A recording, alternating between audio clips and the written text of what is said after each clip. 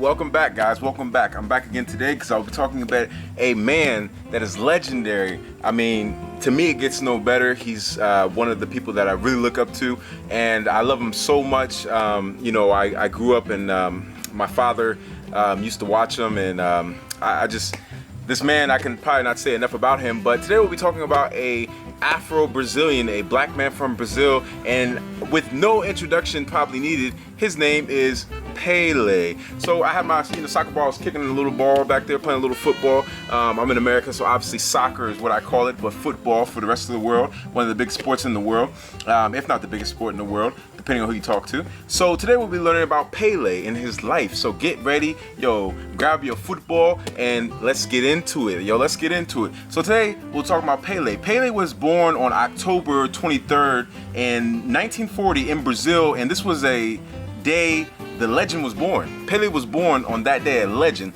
And Pele had two siblings now, in which he was the oldest, and Pele's father was also a football player as well. And Pele was named after the American inventor Thomas Edison, in which his parents removed the I and called him Edson. So Pele received his nickname during his early school days when he was a young boy going to school, and from his favorite local goalkeeper, in which Pele could not pronounce his name. So Pele was saying his favorite player's name, and he had a guess you don't want to really say he couldn't have a speech impediment, but he couldn't say the name correctly in his younger days. So in his favorite goalkeeper's name started with a B and was a Hebrew name, which had nothing to do with the Portuguese language that he knew and grew up with. So it was very hard for him to pronounce it, and hence Pele's mispronunciation of the name, and more so Pele's always he was always complaining about the name and complaining about getting teased for the way he was saying it. This stuck with him with his school members, so eventually his school members called him Pele, and he always was saying the name Pele, and that's how the name stuck. So very interesting things about Pele's younger life. Now, growing up in Brazil in poverty meant that Pele would have to hustle a lot for extra money. If anybody knows about Brazil, man, the ghettos in Brazil are no joke. They're very, one of the most poverty places in the world. So for extra money, he would have to work at tea shops as a servant for extra money. So he would go around to tea shops and get extra money, so he could play soccer or to save up to buy a soccer ball. Now, Pele's poverty played a lot into his everyday life, and his father taught him how to play football at the beginning of his life. And Pele could not afford a proper football, so what he would do, or soccer ball, depending on if you're in America or outside of America, football, soccer ball, he would stuff socks full of newspaper, and he would use a string to tie up the end of the sock and stuff newspaper in it, or he would use a grapefruit skin to cover the sock up and have the newspaper, and that would be his soccer ball. Isn't that crazy? But that's amazing. You make something out of nothing. Black people are always making something out of nothing.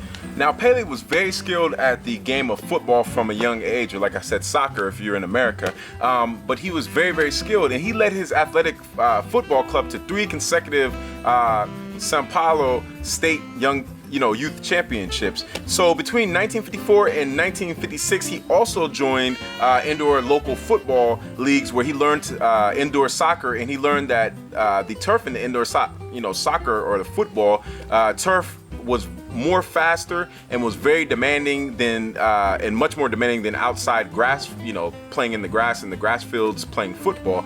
So Pele won several indoor championships while playing with the adults for the first time, though he was very unsure at first, and I don't want to say scared, but very unsure to play with adults. Once he dominated the adults, he knew that he could do anything. Pele knew he could do anything after that at his young age, dominating adults. So Pele soon started his professional career at the age of 16 for Santos Futebol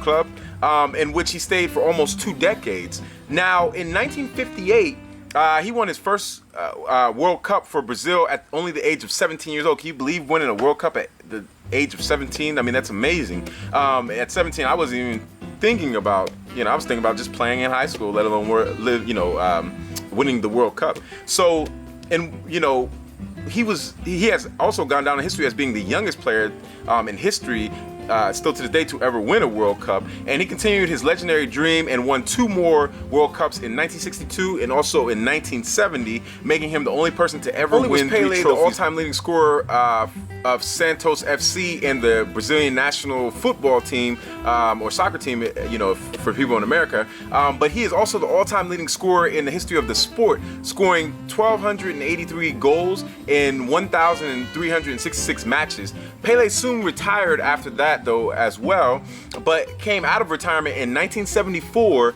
and signed with the New York Cosmos in 1975 to 1977, and led them to a NASL championship. Now, after his career match in 1977 in front of 75,000 fans, he shouted, "Love, love, love, love," and urged for the audience to pay attention to the youth in the world, because they would lead the way. Now, Pele's career was long, hard struggle with reward, but he also faced racism throughout the whole career as well, being called gasoline, referring to the black oil by his teammates, and he was actually scared that this name would stick with him forever in the whole world, in the football world and the sports world, as being called gasoline. He was ridiculed in Sweden after a game one time for being black, in which the newspaper stated that the blonde white players in Sweden were amazed that Pele could even talk, referring to Pele as an animal who could not talk, and as well as another account in West Africa, or the West African country of Senegal, where a white hotel clerk called black Africans who approached Pele and the team savages. And as far as that case goes, police eventually arrested the woman who called them savages, and she pled not guilty and asked Pele to testify in her favor, the goal of her, right? And the player refused to defend her and said that he identified with the people she had insulted, and this is what he said. He said, "Being in Africa was both a humbling and rewarding experience, and I felt I represented hope for Africans as well as black men in the whole world, and he was a black man that managed to make it in the world, and as far as the soccer or football league, and he felt that that was a crime against his people and people of African descent and black people around the world." With Pele's unmatched athletic skills, influence on the world, and fight for equality, Pele has been through a lot. He's been through a lot throughout his whole lifetime, but that has never kept Pele from not fighting at all. And Pele was mentioned and has been mentioned numerous amounts of time around the world. He was named one of the top 20 most important people of the 20th century by Time magazine, and football player of the century by FIFA. And Pele today is committed to the sport of football and the development of it, and is also an ambassador for football till this day. So we learned about my favorite player, one of my favorite players of all time, actually my favorite player, but I have a lot of favorite players, but Pele is number one in my eyes. If you ever get a chance, look at some of Pele's older videos, and I mean, he was just amazing. His foot skills and his athleticism and his diligence was just a very inspiring thing. I mean, very inspiring thing, and I think Pele should get even more credit than what he gets right now. But we learned about Pele today. He was a good football player or soccer player if you're in America, and you should go out and play some football and show me what your skills is. Tell me what your skills is at the bottom, and say thanks to Pele. I would like to say thanks for Pele if he ever sees this. It would be an honor to meet him one day, and he was a very, very strong man and one of the best. What did I just say? I meant to say the best soccer player of all time, and I will never change on that. So once again, to all my black people around the world, know yourself, know your history, know everything about your people, and have a world outlook and world view on black people, not just a local one. To all my people around the world, all my Africans, my black people, as always, peace, one love.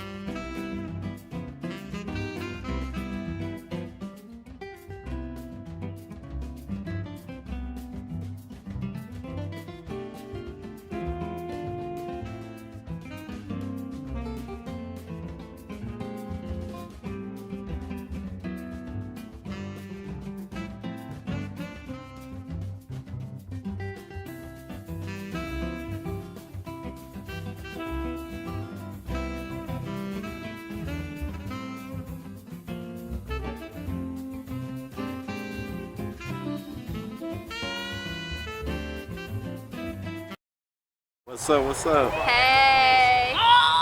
Shalom. What up? Hi.